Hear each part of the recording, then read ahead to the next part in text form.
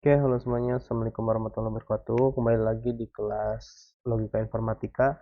Kita sekarang masuk ke sesi 9 yaitu deduksi dan derivasi. Nah, oke. Nah, yang pertama itu sebelum kita masuk ke deduksi itu ada dua jenis ya.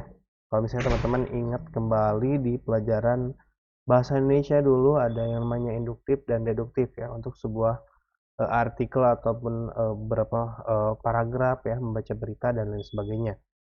Nah, di sini juga ada sama ya. Yang pertama itu ada induksi dan deduksi.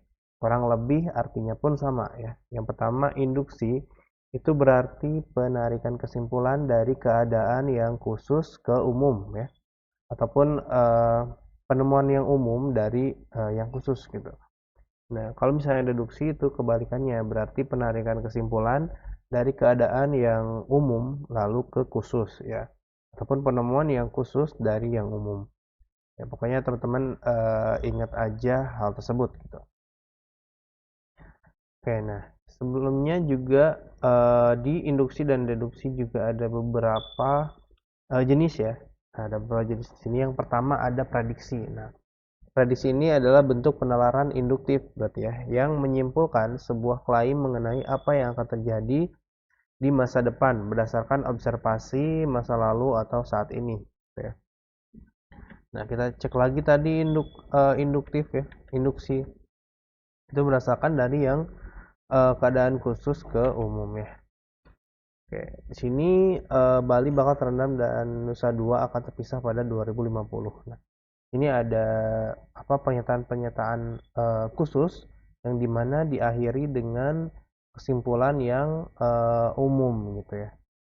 Nah, misalnya ini luas Pulau Balik ini 5.000 sekian, lalu pada 2020 akan terendam seluas sekian, lalu rendamannya akan semakin luas 70 hingga mencapai 457 km persegi gitu.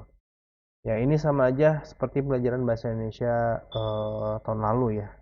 Misalnya pelajaran bahasa Indonesia yang pernah teman-teman pelajari lah.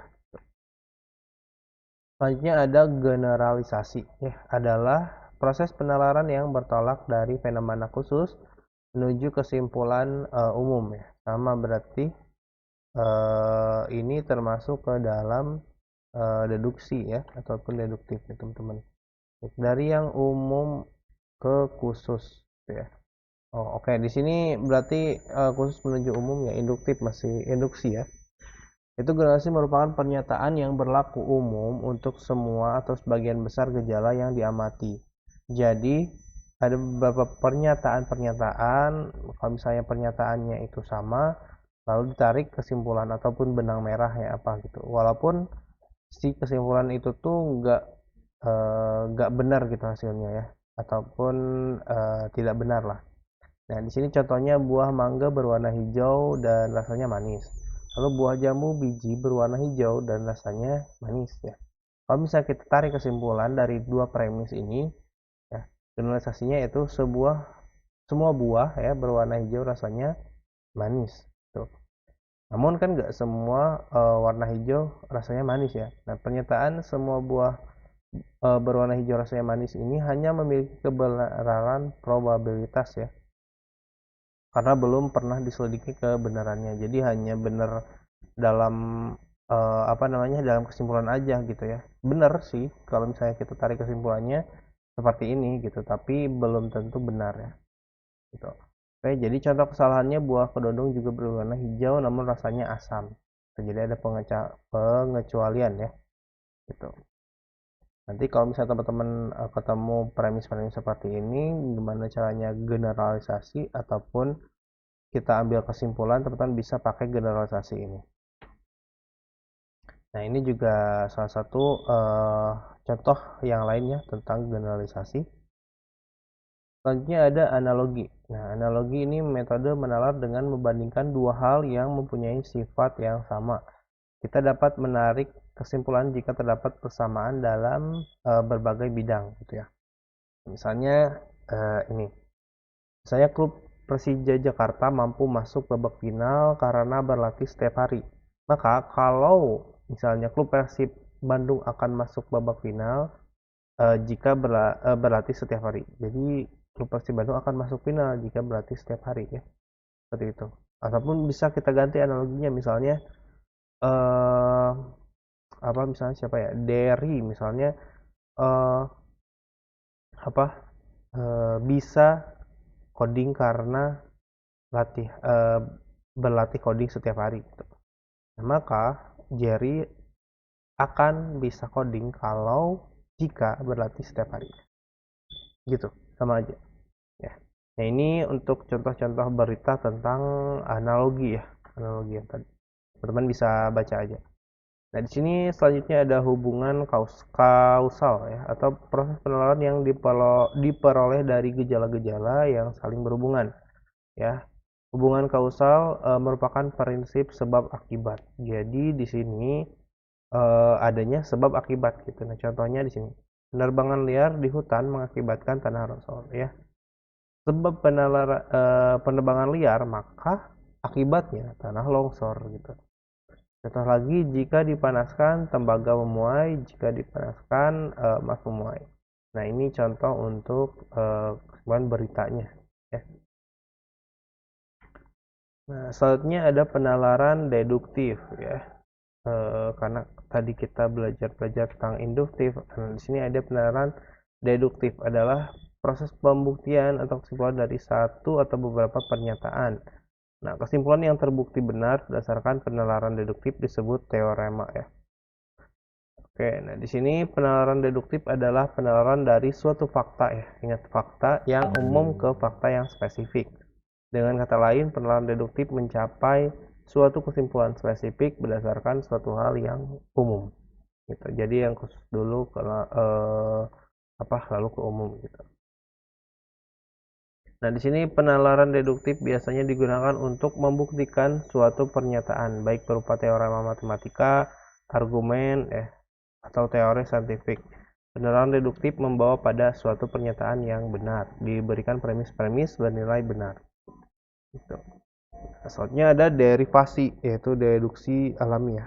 Derivasi yaitu menggunakan aturan inferensi atau dan hukum ekuivalensi gitu. Jadi kalau misalnya teman-teman lihat ada kalau kemarin ya saya sudah share tentang inferensi gitu, teman-teman bisa buka lagi materinya. Ada tentang misalnya modus ponens ya, ataupun disjunktif dan sebagainya. Nah, si derivasi ini menggunakan hal-hal tersebut ya. Nah, contohnya di sini ada argumentasi. Nah, pada logika predikat sama seperti argumentasi logika profesional. Nah, di sini contohnya ada premis 1, 2 dan sampai premis N ya. Lalu di sini kasih kesimpulan. Nah, contohnya kalau misalnya kita cek di notasi matematika ya, di sini teman-teman cek ada modus ponen ya. Kita pakai modus ponen. Di sini misalnya ada P jika P maka Q gitu. Lalu di sini premis keduanya P. Lalu untuk modus ponen ya, kita lihat ada apa namanya? eh, pola seperti ini ya, maka kita harus kasih kesimpulan Q. Nah, termasuk berarti masuk ke modus ponens gitu. Nah, di sini ada beberapa contoh lagi ya, teman-teman bisa baca-baca lagi. Ini untuk modus ponen juga sama. Oke, selanjutnya kita masuk ke aturan penarikan kesimpulan. Nah, untuk aturan penarikan kesimpulan juga ada beberapa versi ya, yang dimana di sini kita bisa pakai universal instantiations, generasi universal, essential instantiation, generasi eksistensi. Nah, ini untuk apa namanya? Untuk rumusnya ya. Nah, misalnya ada contoh di sini untuk universal instantiations, yaitu aturan penarikan kesimpulan yang digunakan untuk menyimpulkan bahwa P ya, ini objeknya C adalah benar, di mana C adalah anggota tertentu dari suatu domain. Nah, jika diberikan premis apa ini kuantor ya, kuantor universal ya, semua X ya, Px adalah benar. Nah, maka kesimpulannya adalah PC ini. Oke. Nah, Q ini adalah aturan untuk memasukkan subjek konstan apapun, ya misal S ke dalam pernyataan berkuantor universal. Nah, contohnya seperti ini. Tentukan apakah pernyataan berikut benar atau tidak. Nah, di sini contohnya, all student in this class understand logic ya. Nah, lalu di sini ada David is a student in this class. Lalu kesimpulannya, therefore David understand logic. Ya, jadi ini bisa kita lihat suatu kesimpulannya, gitu ya. Nah, premis yang pertama itu all student in this class understand logic. Premis kedua itu ada David ya. David termasuk ke dalam mahasiswa kelas tersebut gitu. Nah, di sini ada kalau kita masukkan ke dalam suatu notasi matematik, PX ya. X is student in this class. Ya, untuk variable P, untuk Q-nya X understand logic. Kalau misalnya kita gabungin premisnya, yaitu kalau misalnya ini diubah ke dalam suatu notasi, yaitu semua students ya, di dalam kelas ya, akan understand logic gitu. Ya. Nah, lalu kita kasih inputan lagi P-nya David gitu. Jadi kalau misalnya kita tarik kesimpulan, oh bahwa David ini understand logic ya. Nah, ini termasuk ke dalam modus ponens juga. Nah, dan terbukti apa namanya benar untuk pernyataan ini. Selanjutnya ada UG ya, universal generalization. Jadi tadi ya digeneralisasi adalah atau menekankan untuk menyatakan bahwa XPX adalah benar, PC benar untuk sembarang. Contohnya ini seperti ini ya teman-teman. Misalnya AX punya variabel P, maka D.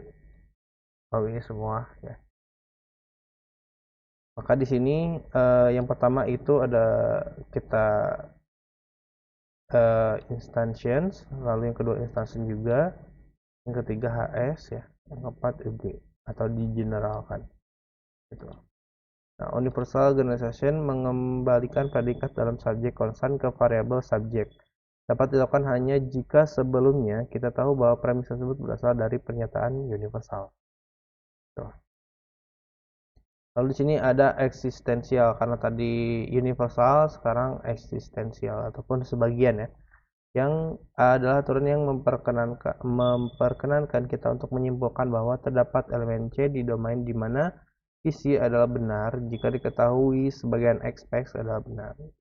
Ya, kita tidak dapat memilih sembarang C, tetapi harus memilih C di mana PC adalah benar. Oke.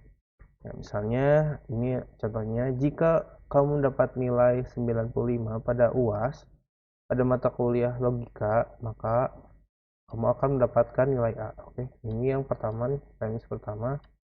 Lalu masukkan C ya, seseorang. Jadi seseorang itu kan nggak semua ya. Seseorang mendapatkan nilai 95 pada UAS.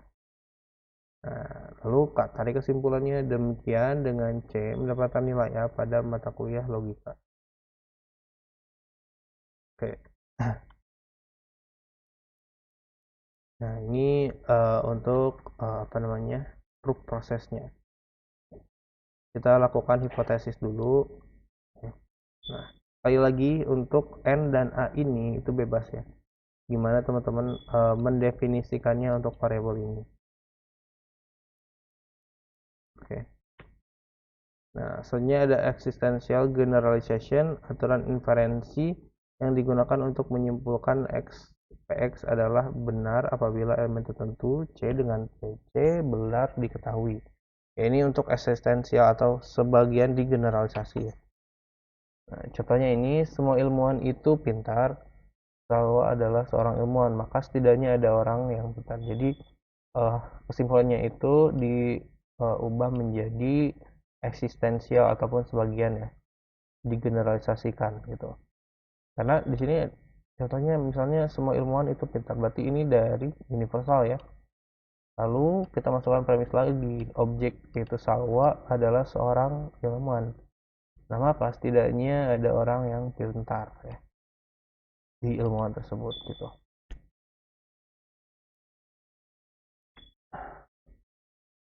Oke, nah ini teman-teman bisa baca ataupun pelajari ya. Kita diskusikan. Nah, untuk sesi kali ini terima kasih. Pertemuan selanjutnya yaitu tentang teori himpunan. Ya, terima kasih telah menonton video ini. Sampai jumpa di sesi selanjutnya.